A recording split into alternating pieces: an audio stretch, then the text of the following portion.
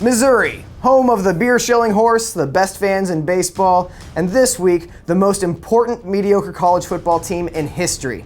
In case you missed it, over the last few months, student protests at Mizzou had gotten increasingly vocal about the cancellation of healthcare for graduate students and the administration's lack of response to racist incidents on campus.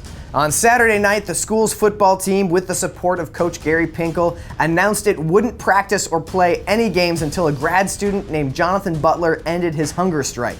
And Butler wasn't going to end his hunger strike until University President Tim Wolf resigned. Those are some high-stakes dominoes. And on Monday morning, they fell on Wolf. Take a moment to consider the unprecedented power wielded by a group of NCAA student athletes. They got the university president fired in 36 hours. No hearings, no bureaucratic red tape, just a quick glance at the economics and ooh, yeah, you know you're fired. That is crazy. I've been working full-time to get Roger Goodell fired for years, and he's as comfortable as ever, just f***ing up everything that hits his desk and making millions for it. Unsurprisingly, a lot of people objected to Mizzou's football team taking part in social activism.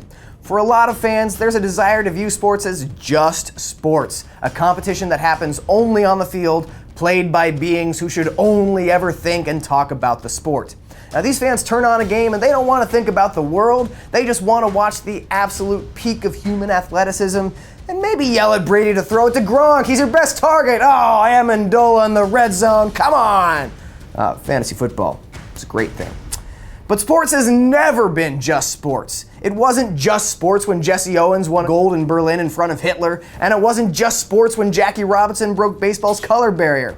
Side note, we beat Hitler and developed atomic weapons before a black person played Major League Baseball. Our country is awesome at doing hard things and terrible at things that should be really easy.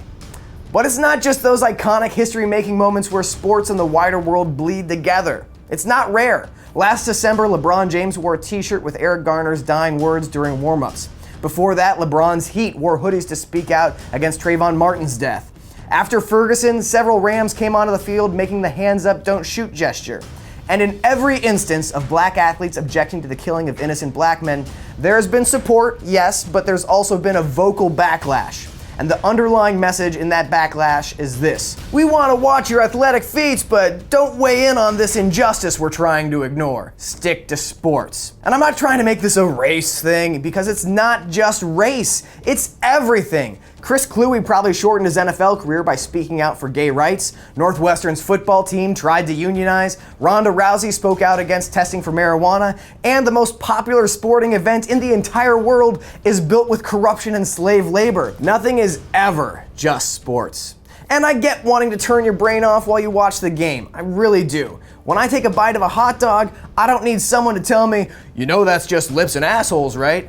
Yeah, I know, and a lot of nitrates that make it taste delicious. I don't need a lecture about it. But I'm also not eating a hot dog for every meal, and in general, I'd like my food to not be injected with hormones or sprayed with a bunch of pesticide. You can be a responsible consumer and still enjoy the occasional guilty pleasure. Just make sure that guilty pleasure isn't Greg Hardy. Oh, sorry, did I say guilty pleasure? I meant guilty but appealed and charges dropped after a civil settlement pleasure. Listen, we all watch sports for more or less the same reasons: to see physical acts we can't achieve ourselves, and to cheer for the side we like better. Now, those two things don't require much thought, but sports aren't only those two things. Telling athletes in the media to stick to sports or who cares is willful ignorance of what creates the product on the field.